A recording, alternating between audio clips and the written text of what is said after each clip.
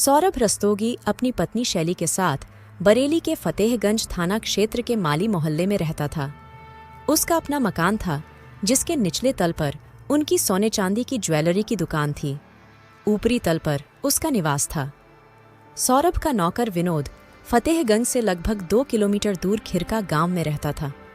वह काम करके रोजाना अपने घर चला जाता था। 3 मई की सुबह 9 बजे विनोद सौरभ रस्तोगी के घर पहुंचा और सड़क पर खड़े होकर उसने सौरभ को कई आवाज लगाई, लेकिन ऊपर कोई प्रतिक्रिया नहीं हुई। जबकि रोजाना उसकी आवाज सुनते ही सौरभ बाहर झांकता और उसे देखकर दुकान खोलने के लिए चाबियां नीचे फेंक देता।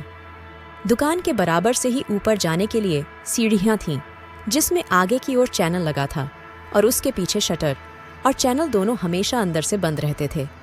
शटर को थोड़ा खुला देख विनोद आश्चर्य में पड़ गया, क्योंकि सौरभ अगर सामने की दुकान पर चाय पीने भी जाता था तो शटर लॉक करके जाता था। विनोद ने सौरभ के बारे में पड़ोस में पूछा तो कुछ पता नहीं चला। उसने संदेह वाली बात पड़ोसी को बताई तो उसने ऊपर जाकर देखने को कहा।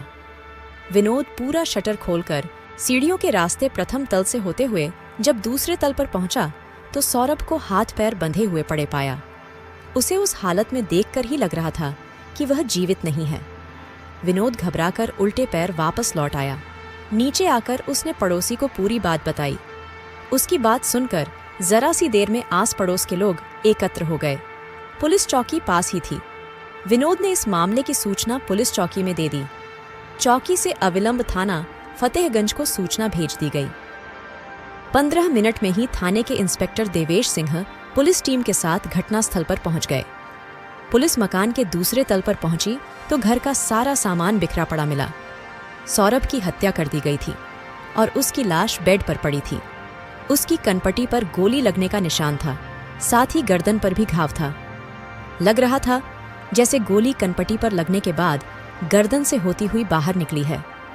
गर्दन पर किसी तेज धारदार चीज से काटे जाने का भी निशान था और गला कसे जाने के निशान भी साफ नजर आ रहे थे।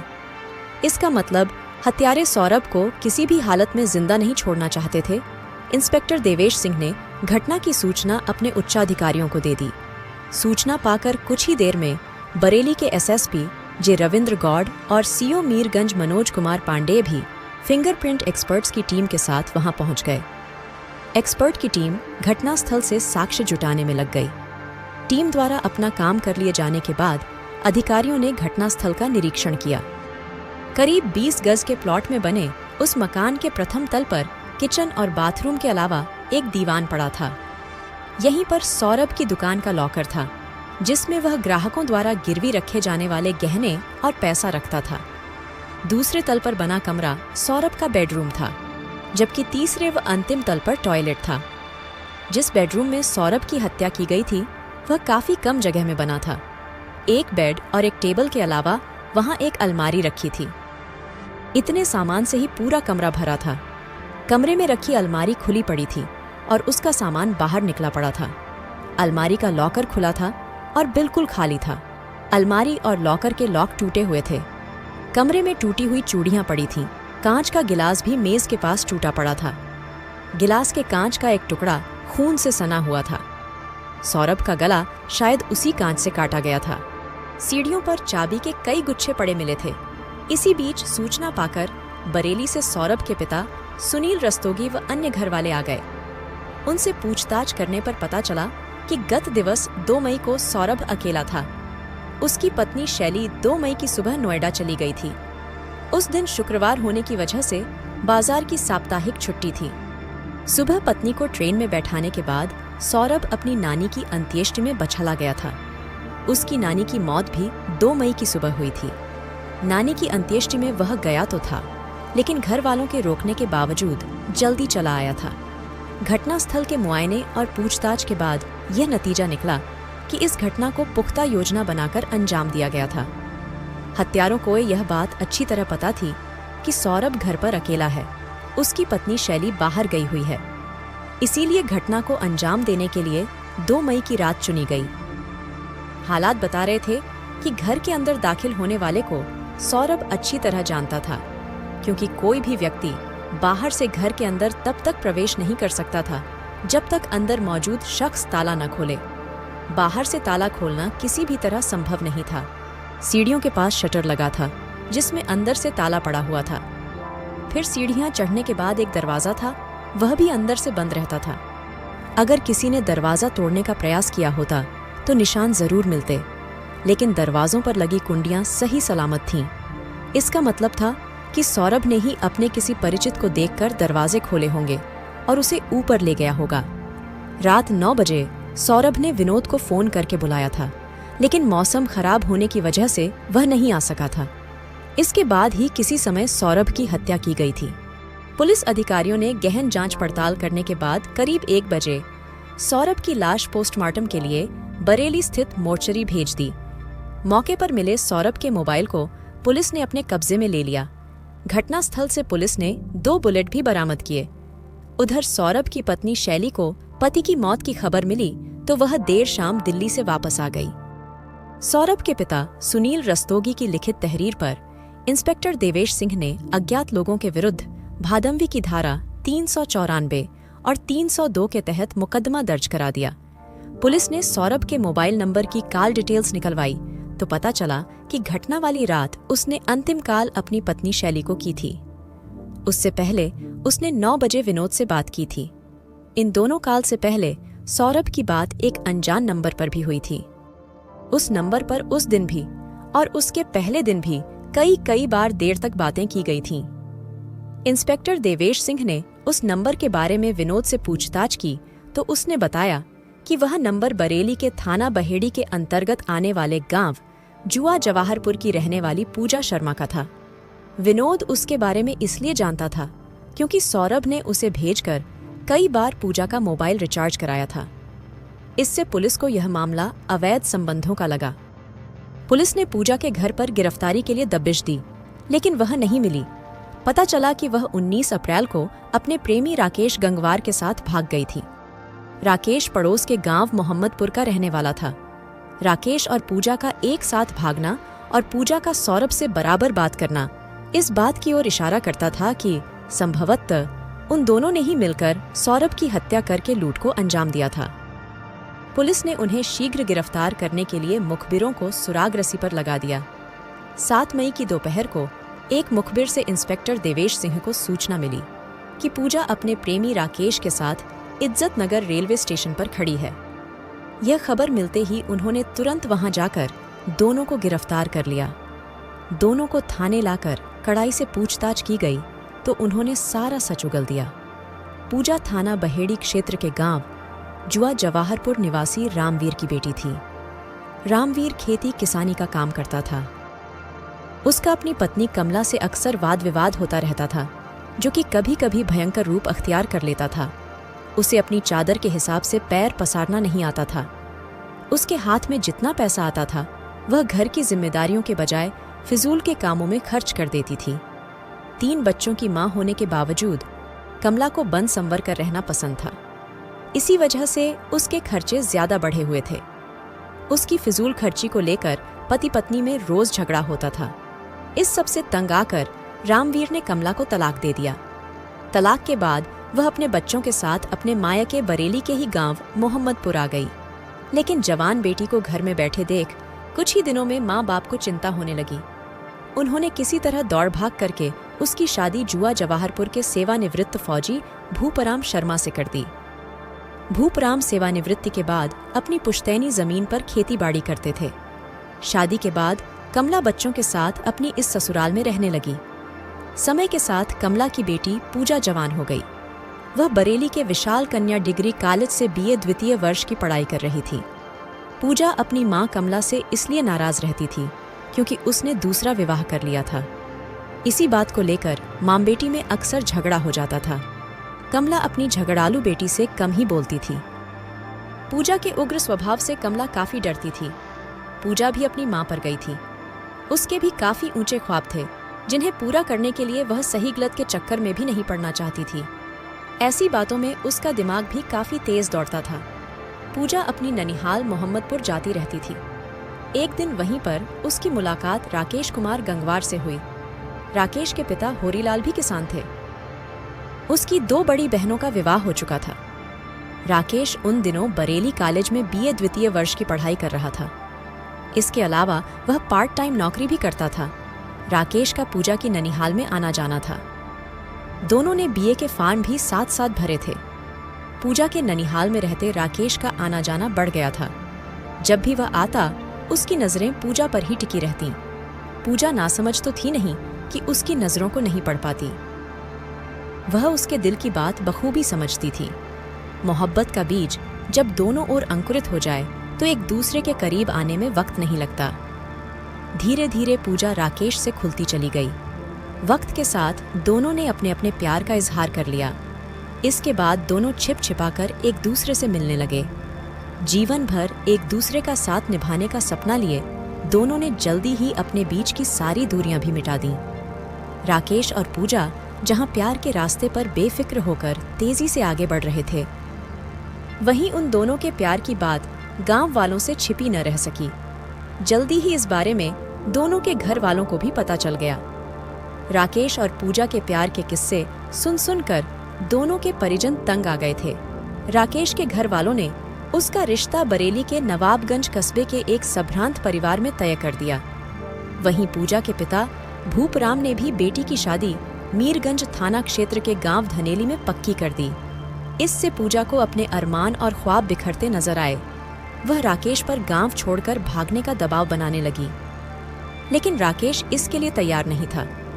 इस पर पूजा ने उसे बलात्कार के आरोप में जेल भिजवाने की धमकी दी तो उसे पूजा की बात माननी पड़ी।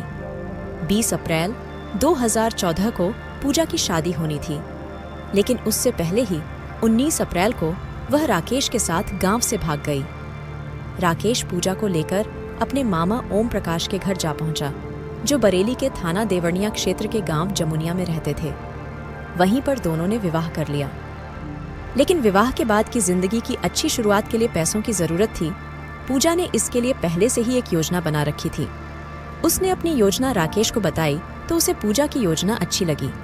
उसने पूजा से वादा किया कि वह इस योजना में उसका हर तरह से साथ निभाएगा। सुनील रस्तोगी बरेली स्थित फतेहगंज के माली मोहल्ले में अपने परिवार के साथ रहता था। उसके मकान के निचले तल पर उसकी ज्वेलरी शॉप थी। अच्छी जगह दुकान होने की वजह से ग्राहक भी खूब आते थे। ज्वेलरी बेचने के अलावा सुनील गिरवी गांठ का भी काम करता था। उसके यहाँ आने वाले ग्राहकों की कोई कमी नहीं थी। सुनील के परिवार में उसकी पत्नी सीमा, एक बेटा सौरभ और 2 बेटियां वर्षा और दीपिका थीं। उन्होंने बेटियों के विवाह कर दिए थे। 4 साल पहले सौरभ का विवाह भी बरेली के कस्बा सिरौली के मोहल्ला सीपरी निवासी शैली से हो गया था। उन दिनों सौरभ पिता के साथ दुकान पर बैठता था।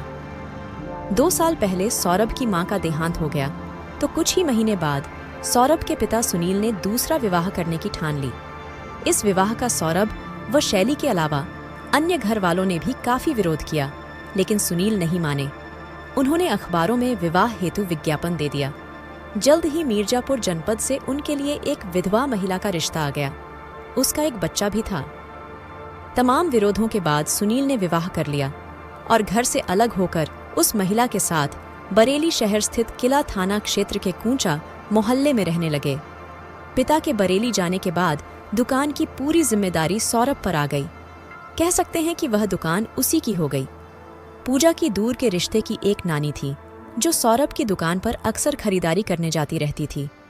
वह चूंकि काफी पुरानी ग्राहक थी, इसलिए सौरभ उसका खास ख्याल रखता था। एक बार पूजा भी अपनी नानी के साथ सौरभ की दुकान पर गई। नानी ने उसका परिचय सौरभ से कराकर कहा कि कभी यह कुछ खरीदने आए तो उसे उचित दाम पर ही ज्वेलरी दे देना। पहली ही मुलाकात में सौरभ पूजा के दिमाग में चढ़ गया। वह अक्सर उसकी दुकान पर जाने लगी। एक दिन वह शाम के वक्त सौरभ की दुकान पर पहुंची तो वह दुकान बंद कर रहा था। सौरभ उसे ऊपर अपने मकान में ले गया और अपनी पत्नी शैली से मिलवाया। बेडरूम में बिठाकर उसने शैली से अपनी ज्वेलरी पूजा को दिखाने को कहा, जो उसने हाल में ही बनवाई थी। दरअसल सौरभ सोच रहा था कि शैली की ज्वेलरी देखकर शायद पूजा को डिजाइन पसंद आ जाए और वह वैसे ही डिजाइन की ज्वेलरी बनवाने का मन बना ले। शैली एक अजनबी लड़की के सामने अपनी अलमारी खोलकर ज्वेलरी नहीं दिखाना चाहती थी, लेकिन सौरभ के कहने पर उसे बात माननी पड़ी। शैली की ज्वेलरी देखकर पूजा की आंखें चुंधिया गईं। ज्वेलरी के वजन और कीमत की सोचकर उसके मन में लालच आ गया। उस दिन पूजा वहां से वापस तो लौट आई, लेकिन उसकी आंखों के सामने वही ज्वेलरी नाचती रही। इसके बाद उसने सौरभ से मुलाकातें बढ़ा दी। मुलाकातें बढ़ी तो दोनों ने एक दूसरे को अपने मोबाइल नंबर दे दिए। इसके बाद दोनों की बातें होने लगीं। पूजा को अपनी तरफ खींचता देख सौरभ खुश था। उसका भी मन बहक गया। धीरे धीरे स्थिति यह आ गई कि सौरभ अपने नौकर विनोद को भेजकर पूजा का मोबाइल भी रिचार्ज कराने लगा। राकेश के साथ भागने और शादी करने के बाद जब अच्छी जिंदगी के लिए पैसे की जरूरत महसूस हुई तो पूजा ने राकेश के साथ मिलकर सौरभ को लूटने की योजना बना ली। इसके लिए उसने मर्दों की कमजोरी वाला रास्ता अख्तियार किया। वह सौरभ से खुलकर प्रेम भरी बातें करने लगी। एक साथ तन्हा समय बिताने की बात हुई तो सौरभ ने मौके की तलाश शुरू कर दी। सौरभ की पत्नी शैली की बच्चेदानी पर कुछ चर्बी थी, जिस वजह से गर्भ नहीं ठहर पा रहा था। उसका इलाज नोएडा के नीलकंठ अस्पताल में चल रहा था। डॉक्टर गर्भाशय की चर्बी ऑपरेशन के जरिए हटाने की बात कर रहे थे। शैली को उसी ऑपरेशन के लिए नोएडा जाना था। सौरभ को पूजा से एकांत में मिलने के लिए यह सही मौका लगा। इसके लिए उसे ऐसा इंतजाम करना था कि उसे शैली के साथ न जाना पड़े। इसके लिए उसने काम का बहाना बनाकर शैली को अपने नौकर जंग बहादुर की पत्नी के साथ नोएडा जाने के लिए मना लिया। 25 अप्रैल को शैली के जाने की योजना बन गई। सौरभ ने पूजा को फोन करके उससे घर पर मिलने की बात भी बता दी, लेकिन ऐन वक्त पर किसी वजह से उस दिन शैली का जाना स्थगित हो गया।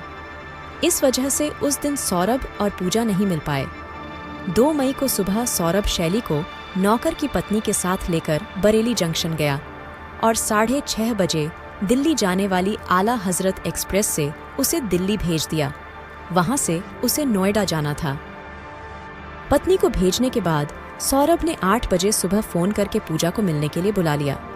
उस दिन शुक्रवार था और शुक्रवार को मार्केट की साप्ताहिक छुट्टी रहती थी, इसलिए उस दिन दुकान खोलने की भी मजबूरी नहीं थी।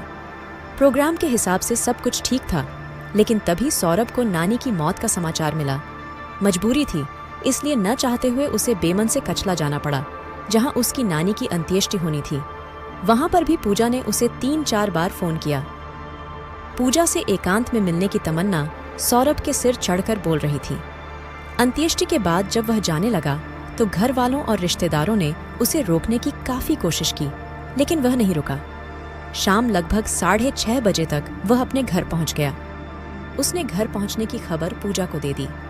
इसके बाद पूजा राकेश के साथ बाइक पर बैठकर सौरभ के घर के लिए चल दी। बाइक राकेश के मामा ओम प्रकाश की थी। रात 8 बजे वह सौरभ के मकान से कुछ दूरी पर उतर गई और सौरभ के घर की तरफ चल दी। राकेश वहीं मार्केट में घूमने लगा। इसी बीच उसने शराब पी और वहीं पास के एक बैंक्वेट हॉल में हो रहे वैवाहिक समारोह में जाकर खाना खाया। नशे की हालत में उसने बाइक एक स्थानीय पत्रकार अनवार खान की बाइक से भिड़ा दी। इस पर दोनों में काफी बहस हुई। राकेश अपनी बाइक वहीं खड़ी करके वहां से चला गया। पत्रकार अनवार खान ने फतेहगंज थाने को सूचना दी, जिसके बाद थाने से सिपाही वहां पहुंचे और राकेश की क्षतिग्रस्त बाइक को उठवाकर थाने ले गए। दूसरी ओर पूजा सौरभ के घर पहुंची तो सौरभ ने खुद आकर शटर खोला और उसे अपने साथ दूसरी मंजिल पर बने अपने बेडरूम में ले गया। कुछ देर दोनों के बीच बातें होती रहीं। फिर सौरभ 2 गिलास और फ्रिज से फ्रूटी की बोतल निकाल कर ले आया। उसने फ्रूटी मेज पर रख दी। पूजा फ्रूटी की बोतल उठाकर दोनों गिलासों में पलटने लगी। इसी बीच सौरभ टॉप फ्लोर पर टॉयलेट चला गया। पूजा ने मौके का फायदा उठाकर अपने पर्स में रखे एटिवन की 2 टैबलेट का पिसा पाउडर निकाला और सौरभ के गिलास में डालकर मिला दिया। जब सौरभ टॉयलेट से वापस आया तो पूजा ने एक गिलास उसे देकर दूसरा गिलास अपने होठों से लगा लिया और सिप करने लगी। सौरभ फ्रूटी पीते हुए टीवी खोलकर उस पर प्रोग्राम सेट करने लगा। करीब 20 मिनट बाद सौरभ बेहोश होकर बेड पर लुढ़क गया। सौरभ के बेहोश होते ही पूजा ने राकेश को फोन करके आने को कह दिया। लगभग 11 बजे राकेश आया तो पूजा उसे शटर उठाकर अंदर ले आई। आने के बाद राकेश सौरभ को होश में लाने की कोशिश करने लगा। वह होश में आया तो राकेश ने 315 बोर का तमंचा तानकर सौरभ को पेट के बल लेटने की हिदायत दी। डरकर सौरभ पेट के बल लेट गया। पूजा ने सौरभ के हाथ पीठ की तरफ लाकर अपने दुपट्टे से बांध दिए। साथ ही उसने सौरभ के पैर भी उसकी शर्ट से बांध दिए। इसके बाद राकेश ने अलमारी की चाबी मांगी तो सौरभ ने देने से इनकार कर दिया। इस पर राकेश ने उसे डराने के लिए तमंचे से एक हवाई फायर किया। उसने एक बार फिर चाबी मांगी, लेकिन सौरभ ने चाबी देने से फिर मना कर दिया। इस पर राकेश को गुस्सा आ गया और उसने सौरभ की कनपटी पर तमंचे की नाल रखकर गोली मार दी, जो कि गर्दन के पार होते हुए बाहर निकल गई। सौरभ ने उठने की कोशिश की, लेकिन हाथ पैर बंधे होने के कारण वह गिर पड़ा, जिससे मेज पर रखा फ्रूटी का गिलास टूट गया। उसी गिलास के टूटे कांच से राकेश ने सौरभ की गर्दन काटी। उसके बाद उसने बेल्ट से उसका गला कस दिया, जिससे सौरभ की मौत हो गई। सौरभ को मौत के घाट उतारकर राकेश और पूजा ने अलमारी का लॉक तोड़ा और उसके अंदर बनी छोटी तिजोरी का लॉक भी तोड़कर उसमें रखी 650 ग्राम ज्वेलरी और लगभग 4000 रुपए निकाल लिए। ये सब करते करते रात का 1 बज गया था। काम हो गया तो दोनों वहां से निकल आए। राकेश ने बाहर आकर अपनी बाइक ढूंढी, लेकिन बाइक नहीं मिली। बाइक सिपाही थाने ले गए थे। राकेश ने बैंक्वेट हॉल के बाहर खड़ी एक बाइक में अपनी चाबी लगाई तो वह स्टार्ट हो गई। उसी बाइक पर बैठकर दोनों वहां से निकल गए। राकेश के बहन बहनोई बरेली के भोजीपुरा थाने के चौपारा गांव में रहते थे। राकेश पूजा को साथ लेकर रात 3 बजे अपनी बहन के घर पहुंच गया। 2 दिन दोनों वहीं रुके। इसी बीच राकेश ने अपने घर जाकर लूटी गई ज्वेलरी और रुपए भैंसों के बाड़े में चारा रखने वाली नांद के नीचे जमीन में छिपा दिए। लूट का माल ठिकाने लगाकर वह अपनी बहन के घर आ गया। फिर 5 मई को दोनों नैनीताल चले गए। 7 मई को दोनों वापस बरेली आए। इज्जतनगर रेलवे स्टेशन से वे बाहर आकर खड़े ही हुए थे कि फतेहगंज थाने के इंस्पेक्टर देवेश सिंह ने अपनी पुलिस टीम के साथ वहां पहुंचकर उन्हें गिरफ्तार कर लिया। पुलिस ने राकेश की निशानदेही पर चुराई गई 650 ग्राम ज्वेलरी और 4000 रुपए भी बरामद कर लिए। हत्या में प्रयुक्त बाइक पुलिस पहले ही बरामद कर चुकी थी। आवश्यक लिखा पढ़ी के बाद दोनों को सीजेएम की अदालत में पेश करने के बाद जेल भेज दिया गया। पूजा और राकेश गंगवार एक दूसरे को प्यार करते थे। यह गलत नहीं था। दोनों ने घर से भागकर शादी कर ली। इसे भी गलत नहीं कहा जा सकता। लेकिन अपने प्यार को मंजिल देने के लिए जब वे गुनाह के रास्ते पर उतर गए तो अंजाम बुरा ही होना था।